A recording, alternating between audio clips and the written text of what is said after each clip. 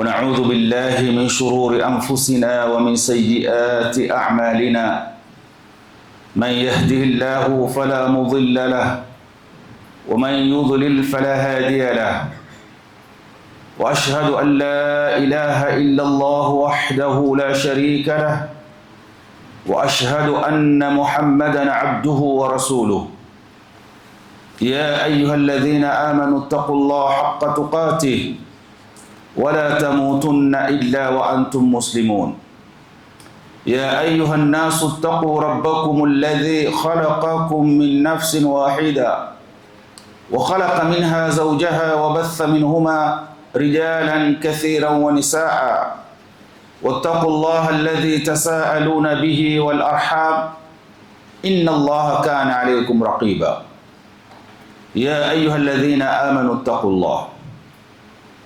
الله وقولوا قولا سديدا يصلح لكم أعمالكم ويغفر لكم ذنوبكم ومن يطع الله ورسوله فقد فاز فوزا عظيما أما بعد فإن أحسن الحديث كلام الله وخير الهدي هدي محمد صلى الله عليه وسلم وشر الأمور محدثاتها وكل محدثة بدعة وكل بدعة ضلالة وكل ضلالة في النار.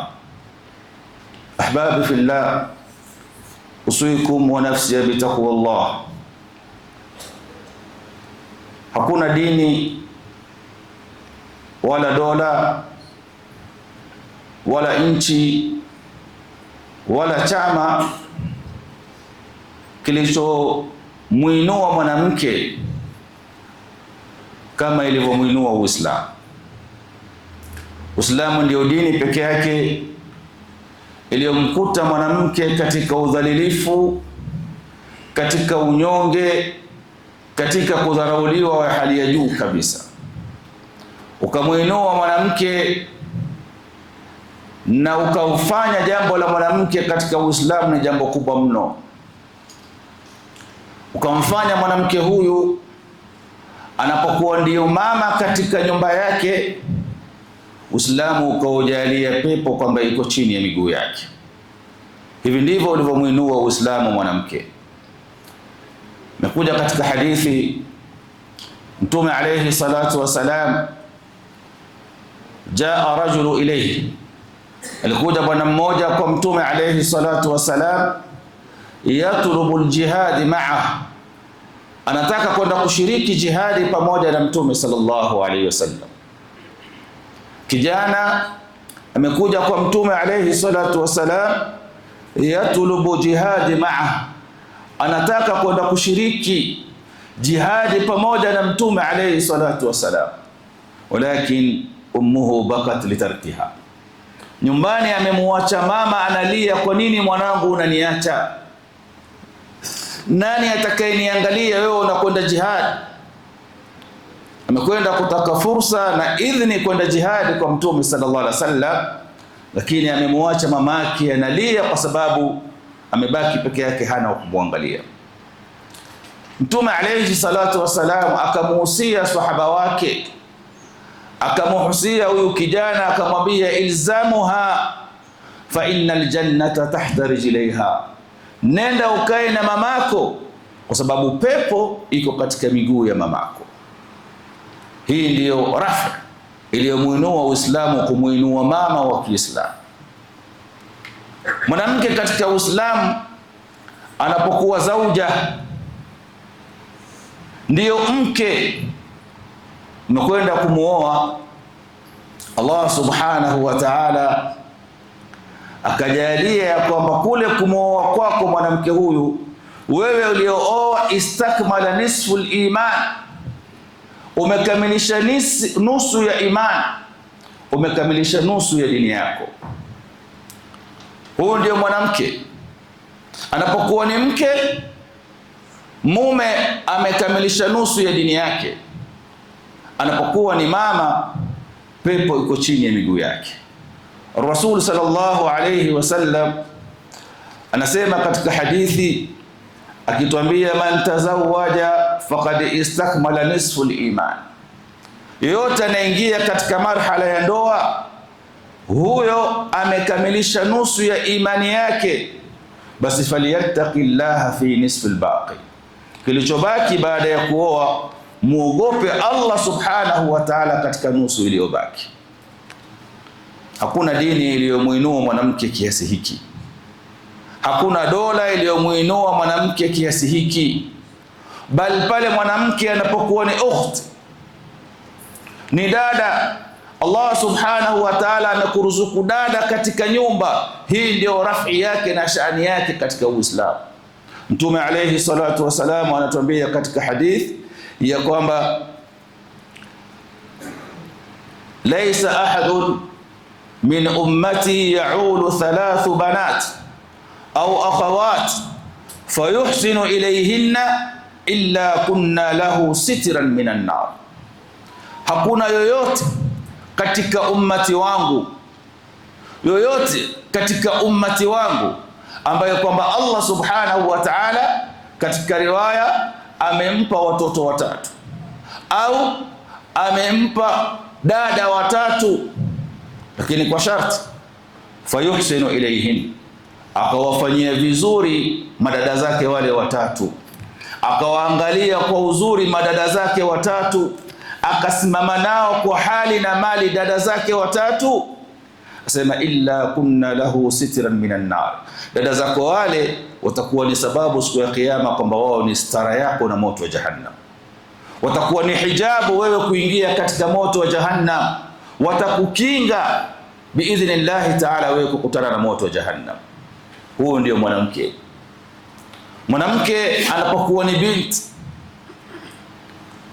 ni mtoto Allah amekuruzuku, Allah subhanahu wa ta'ala akamjalia ni sababu yako wewe baba kuingia katika pepo yake Allah subhanahu wa ta'ala. Mtume alayhi salatu wasalam atuambia Waislamu katika hadithi ya Abi Sa'id al-Khudri radiyallahu anhu, qala alayhi salatu wasalam, man kana lahu 3 banat, atakayepewa watoto watatu wa kike, au 3 akhawat, au akaruzukiwa madada watatu, au bintani au ukhtan, au Allah akakupa watoto wa kike wawili au madada wawili, fa ahsana suhbatuhun, ukakaa nao kwa vizuri watoto wake, ukawalea vizuri, ukakaa nao kwa vizuri, wattaqallaha fihinna, na ukamwogopa Allah kwa hawa watoto wako, falahul janna, mtu huyo anaahidiwa pepo na Allah subhanahu wa ta'ala. Huyo ndio mwanamke katika Uislamu. Hivi ndivyo ulivyomuinua Uislamu, ukamjalia mwanamke katika marahili zake atakazopita katika ulimwengu huu. Kwako wewe, imma ni mtoto mamako, au ni mkeo, au ni dadako, inakuwa ni sababu ya wewe kuipata janna ya Allah subhanahu wa ta'ala.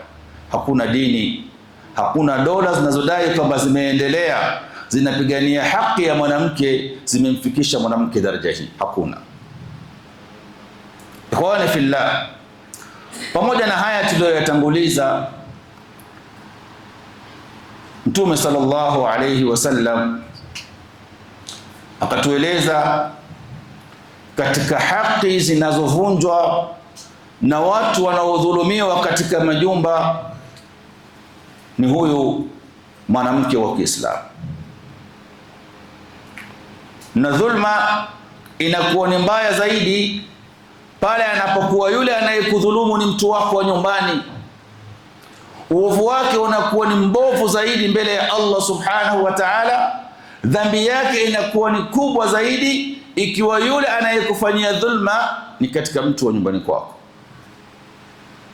Mwanamke huyu tumemtaja katika marahili zake, na katika marhala zote hizi mwanamke huyu leo ukiangalia katika majumba yetu anadhulumiwa. Allah subhanahu wa ta'ala katika hadithi al-Qudsi anasema, inni haramtu dhulma ala nafsi waj'altuhu bainakum muharrama fala tadhalamu. Ya ibadi, waja wangu, haramtu dhulma ala nafsi, Allah subhanahu wa ta'ala, wa huwa fa'alun lima yurid, Allah anafanya anachokitaka. Pamoja na hivyo anasema mimi Allah subhanahu wa ta'ala nimeikataza nafsi yangu juu ya dhulma. Hana sifa ya dhulma kabisa Allah subhanahu wa ta'ala. Kisha sifa hii ya dhulma akasema, kwenye nyinyi waja wangu nimeifanya ni haramu, fala tadhalamu, musidhulumiane. Sasa dhulma inakuwa mbovu pale inapokuwa yule anayedhulumiwa na anayedhulumu ni watu jamaa moja, ni watu familia moja. Ikhwani fillah, fahadhihi almar'atu tudhlam fi baiti abiha wa hiya bintan, mwanamke huyu anadhulumiwa katika nyumba ya babake, anadhulumiwa na mzazi wake akiwa ni binti, bado ni mtoto mdogo, anadhulumiwa bitahrimiha fi ta'limi ulumi shar'iyya, kwa kumnyima mtoto wa kike huyu kujifundisha ilmu ya kisheria. Na hii ndiyo balaa ya kila kitu inayopatikana katika majumba yetu leo. Watoto wa kike wengi au wanawake wengi wamenyimwa na wazazi wao kusomeshwa ilmu ya kisheria, hasa katika mambo ambayo kwamba hawana budi kuyajua. Aqida mbovu za wanawake, na ndio utaona leo katika mujtamaa wa Kiislamu wanawake wengi ndio wanaoathirika kwenda kwa waganga, wanawake wengi ndio wanaoathirika kwenda kwa wachawi. Mwanamke ana matatizo ndani ya familia yake, akimbilia mchawi kwenda kumwambia mume wangu ameoa mke wa pili, itakuwa vipi, nifanyie mambo arudi. Mwanamke anakwenda kwa mchawi, anakwenda kumwambia mchawi, mume wangu mimi anavyonipenda sitaki apunguze mapenzi, zidisha. Mwanamke anakosa aqida. Allah subhanahu wa ta'ala amempa mtihani, hajapata ujauzito miaka 2 mitatu katika ndoa yake, anakwenda kutafuta mtoto kwa mchawi. Na huu ndio uhakika wa mambo, kwa sababu wewe baba hujamfundisha mtoto wako ilmu ya kisheria. Wewe baba wa Kiislamu hujamfundisha binti yako aqida.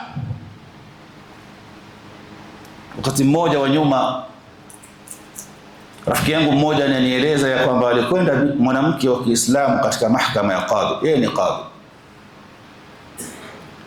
Ilikuwa wakati wa Ramadhani, siku ya Ijumaa.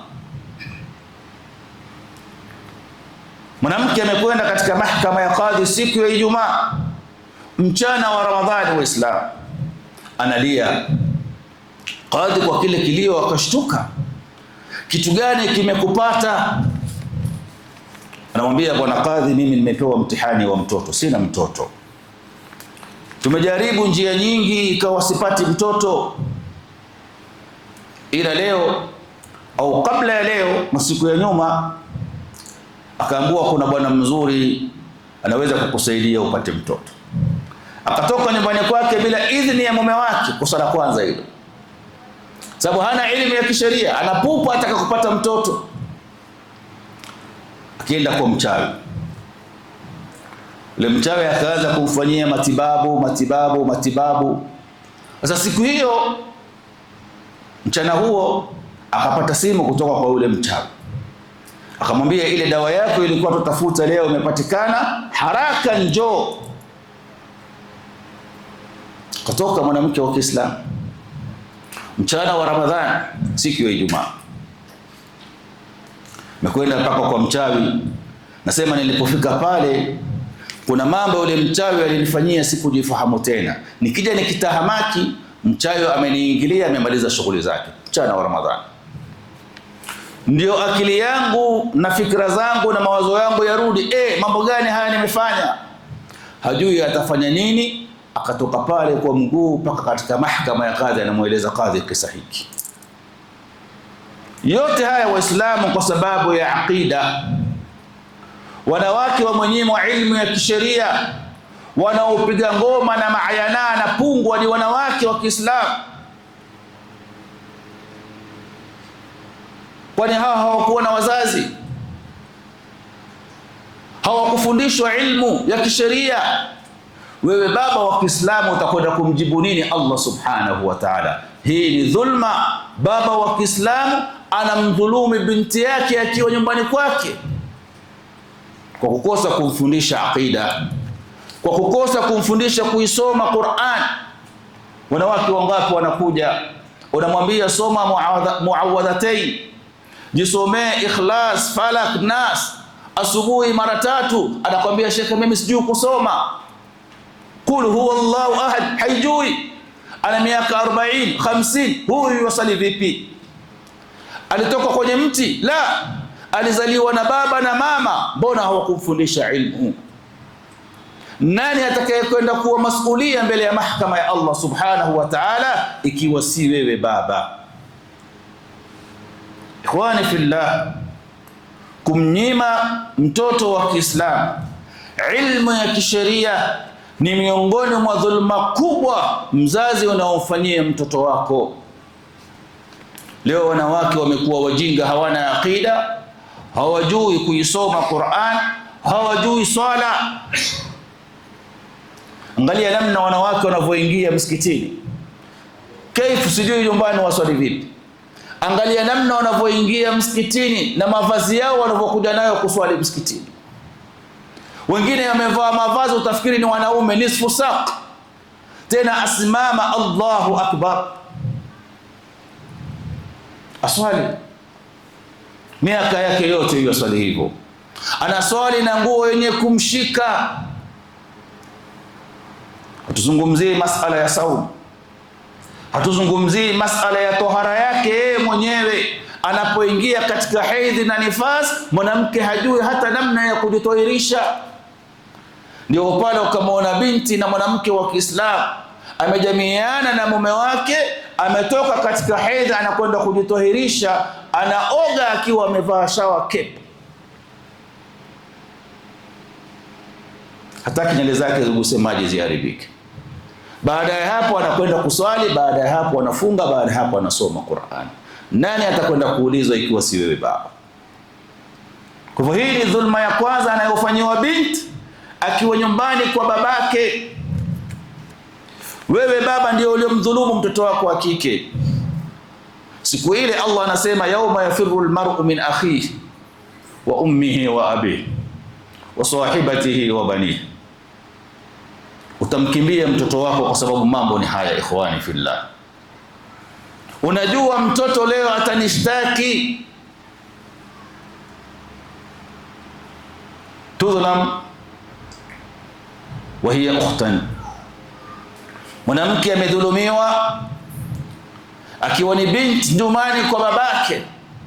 Dhulma hii haikomi hapo, anaendelea kudhulumiwa akiwa ni ukhtan, ana mandugu anaowategemea katika maisha wanamdhulumu. Ndugu zake wanasimama wanamdhulumu, hasa pale wazazi wanapoondoka katika mgongo huu wa ardhi. Miongoni mwa dhulma wanazomfanyia ni kumnyima haki yake ya mirathi. Mtoto wa kiume wanachukua mirathi, mtoto wa kike hana haki, hapati chochote.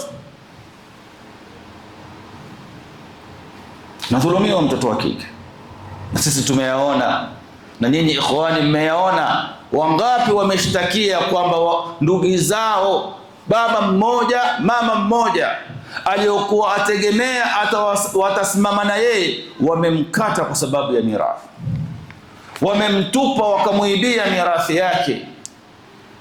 Hii ni dhulma. Ndugu Muislamu, utakwenda kujibu nini katika mahakama ya Allah? Haikomi hapo.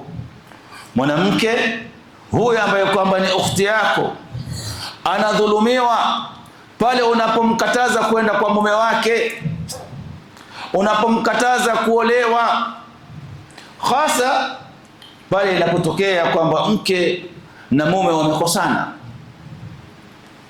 labda talaka ikapita, labda mume akamwambia nenda kapumzike kwenu mpaka siku ile nitakwambia urudi. Wewe mume ukayachukulia mambo yale, mambo ya mke na mume ya kuhusu nini kama sikuleta sulhu? Wewe utaingilia vipi baina ya watu wanaolala kitanda kimoja, wameachana naam, wamekhtalifiana naam, wamekosana, naam, mke amekwenda kwao, siku wenyewe wameamua ya kwamba sisi bana turudiana bimaarufin, kwa wema, wewe kwa nini usimame katikati yao? Wangapi katika vijana leo, wangapi katika ndugu wanasimama wanasema, wewe ulimuacha, hatukukwambia umuache, wewe ndio ulimrudisha kwao, ulimrudisha nyumbani, hatukukwambia umrudishe. Kwa hivyo tuachie dada yetu, hatujachoka naye kumlea. Sio masala ya kuchoka kumlea. Hawa wamekubaliana kule kumzuia mke wa mtu nyumbani kwako ni dhulma, wala sio protection unavyofanya. Mimi namprotect bana, huyo atakwenda kumdhulumu. Wewe ndio unayemdhulumu. Qur'an, ikhwani fillah, inatuambia wa idha talaqtumun nisa fabalaghna ajalahunna fala ta'dhuluhunna an yankihna azwajahun idha taradaw bainahum bil ma'ruf. Mwanamke ameachwa na mume wake kwa sababu yoyote ile, muda wake wa eda ukamalizika, yuko mbali na mume wake, basi. Lakini watakapoelewana baada ya hapo, usiwazuie wala usimzuie. Maadamu wamekubaliana, mume anakuja tena, nataka mke wangu, mrudishe kwake. Huna haki ya kumzuia. Ayuha almuslimun, hizi ni dhulma anazofanyiwa mwanamke ndani ya nyumba aliyozaliwa.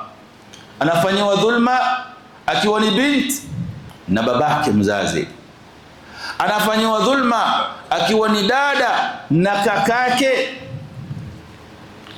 anafanyiwa dhulma wa hiya zawjan, amekuwa mke sasa. Mwanamke amedhulumiwa kwao na babake na mamake, umemchukua wewe ni mke wako, unakuja kumdhulumu tena ndani ya nyumba yako. Mwanamke huyu anaendelea kudhulumiwa mpaka siku ile ataingia kaburini. Dhulma baada ya dhulma, anadhulumiwa mpaka siku ile ataingia kaburini. Anadhulumiwa,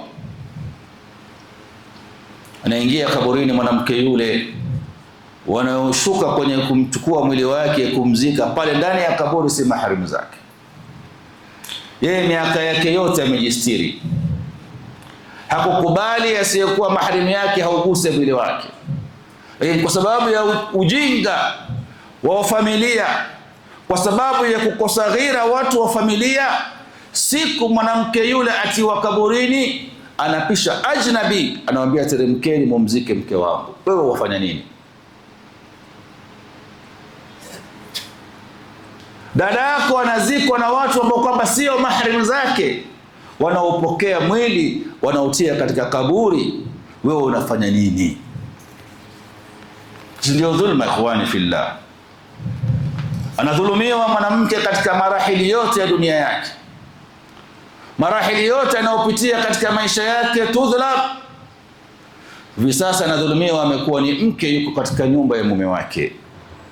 Anadhulumiwa mwanamke huyu biihanatuha wa bisabbi ahliha wa ihtiqari ahluha. Anadhulumiwa mwanamke kwa kule kumdhalilisha kwako, ukamwona ni kitu duni, ukamwona ya kwamba wewe kumwoa yeye ulimfanyia favor, na kumtukania watu wake.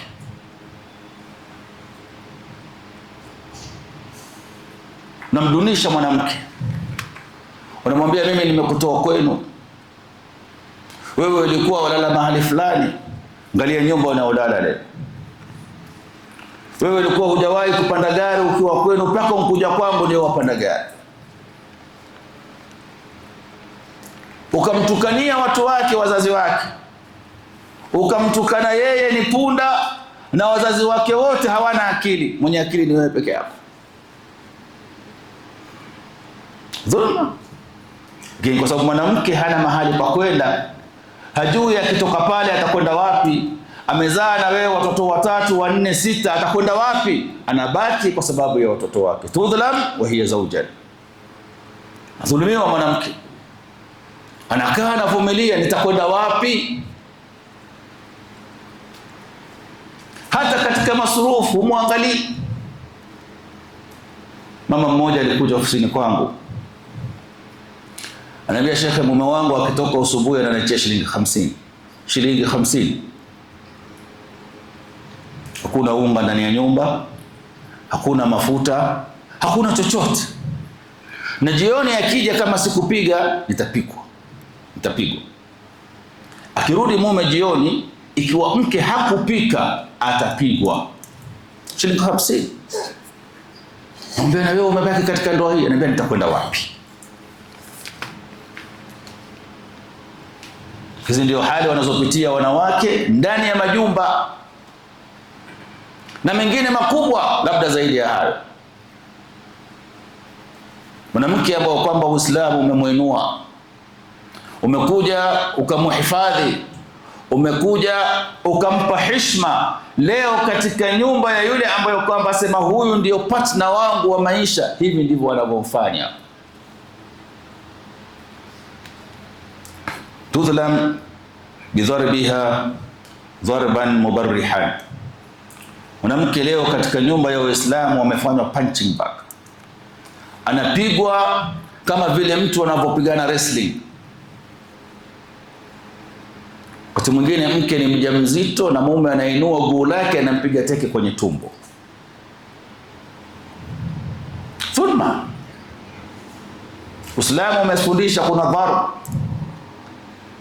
kunako namna ya kumpiga mwanamke, lakini kipigo ambacho kwamba hakiumizi.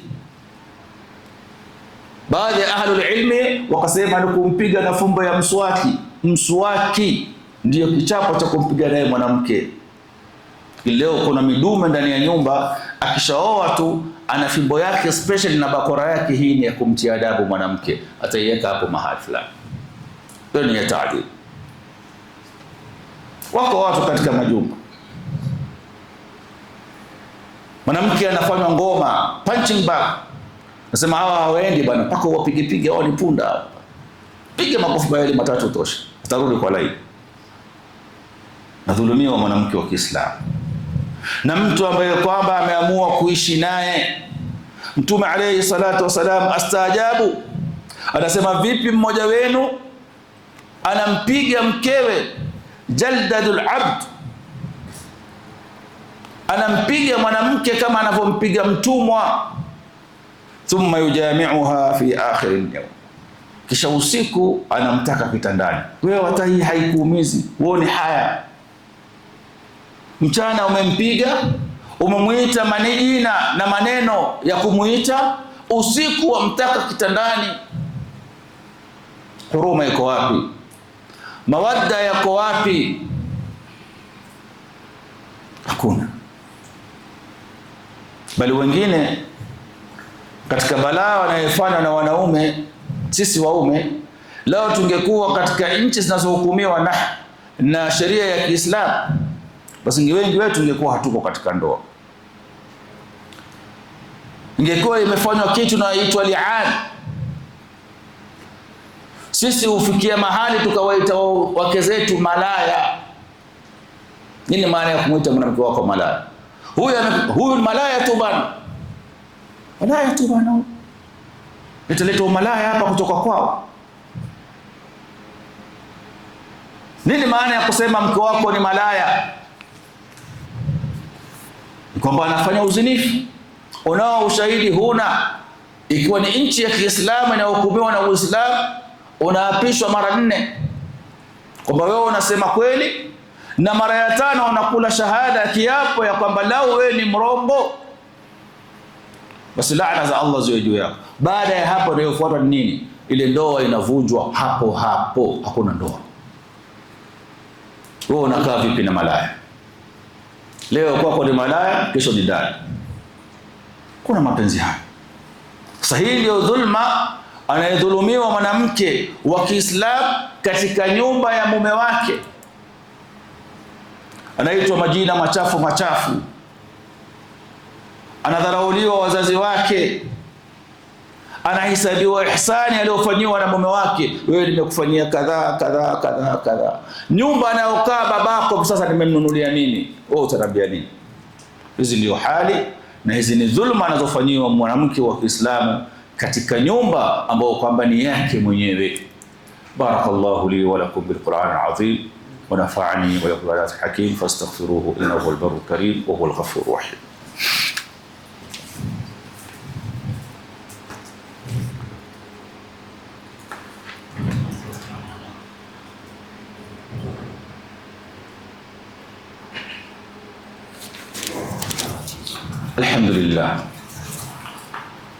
الحمد لله الواحد الأحد الفرد الصمد الذي لم يلد ولم يولد ولم يكن له كفوا أحد وأشهد أن لا إله إلا الله وحده لا شريك له وأشهد أن محمدا عبده ورسوله.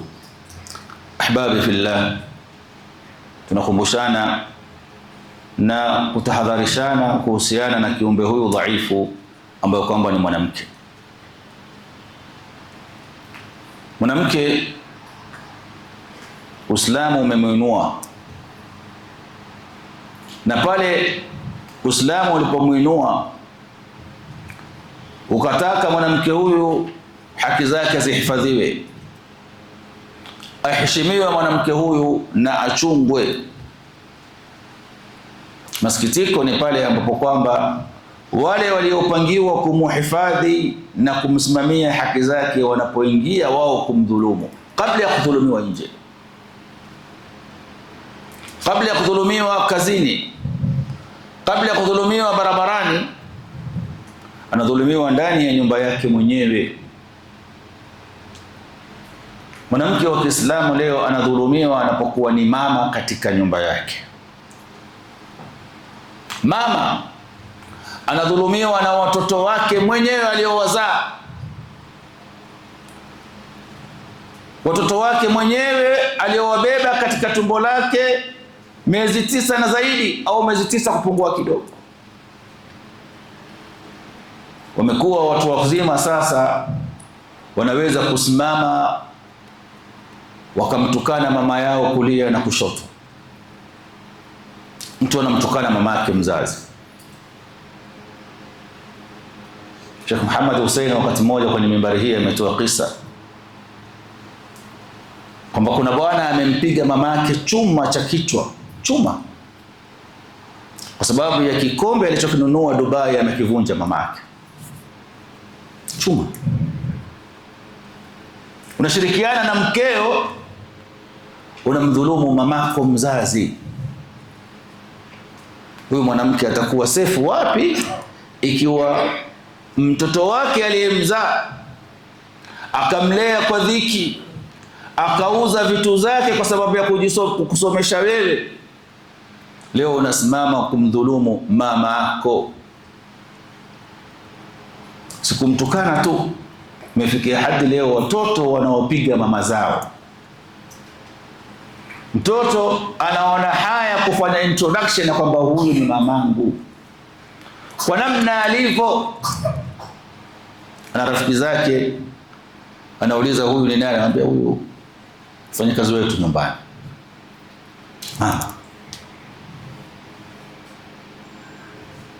Mwanamke anadhulumiwa katika hizi hali.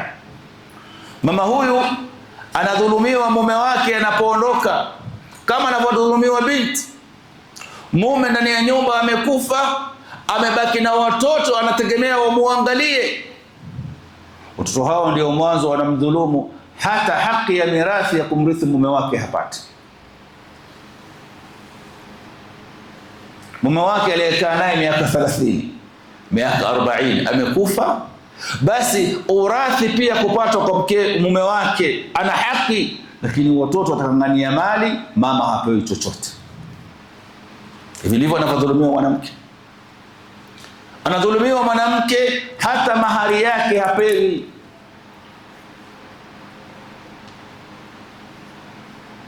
Mahari ni haki ya mke. Unaishi na mwanamke utakavyoishi naye, akidai mahari wamtolea macho, ni haki yake.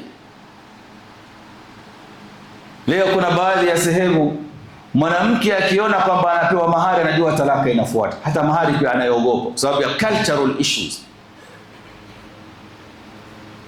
Akiambiwa bwana mahari yako ndio haya nimekupa, anajua kinachofuata ni talaka. Tumefunganisha mahari na talaka. Mahari ni haki ya mke, haki ya mke. Lakini mwanamke leo anazikwa au mwanamke anakufa, watu kitu cha kwanza watatangaza madeni, lakini wanamsahau mama yao. Hawamuulizi mama, je, baba alikupa mahari ama hakukupa mahari? Kitu cha kwanza, mzee amekufa, muulizeni mama yenu, huyu mzee umekaa naye miaka kadhaa, mahari yako alikulipa au la? Sasa tunang'ang'ana tunakulipa madeni ya nje, kumbe kuna deni ambalo kwamba litasimama mpaka yaumul qiyama ikiwa mwanamke hata lisamee. Mwenyezi Mungu tujalie min alladhina yastami'una alqawla fayattabi'una ahsan. Inna Allaha wa malaikatahu yusalluna 'ala an-nabi ya ayyuhalladhina amanu sallu 'alayhi wa sallimu taslima. Allahumma salli 'ala Muhammadin wa 'ala ali Muhammad kama sallaita 'ala Ibrahim wa 'ala ali Ibrahim innaka Hamidum Majid. Allahumma barik 'ala Muhammadin wa 'ala ali Muhammad kama barakta 'ala Ibrahim وعلى آل إبراهيم إنك حميد مجيد. اللهم أعز الإسلام والمسلمين وأذل الشرك والمشركين وانصر جيوش المسلمين. اللهم إنا نسألك الهدى والتقى والعفاف والغنى. اللهم ربنا تقبل منا إنك أنت السميع العليم وتب علينا إنك أنت التواب الرحيم. اللهم اغفر للمؤمنين والمؤمنات والمسلمين والمسلمات الأحياء والأموات إنك سميع قريب مجيب دعوات. اللهم ربنا اغفر لنا ولوالدينا وارحمهم كما ربونا صغارا. اللهم ربنا اغفر لنا ولوالدينا وارحمهم كما ربونا صغارا. اللهم ربنا اغفر لنا ولوالدينا وارحمهم كما ربونا صغارا. اللهم إنا نسألك خير كله عاجله وآجله ما علمنا منه وما لم نعلم، ونعوذ بك من شر كله عاجله وآجله ما علمنا منه وما لم نعلم برحمتك يا أرحم الراحمين. صلى اللهم على سيدنا محمد وعلى آله وصحبه وسلم. أقم الصلاة.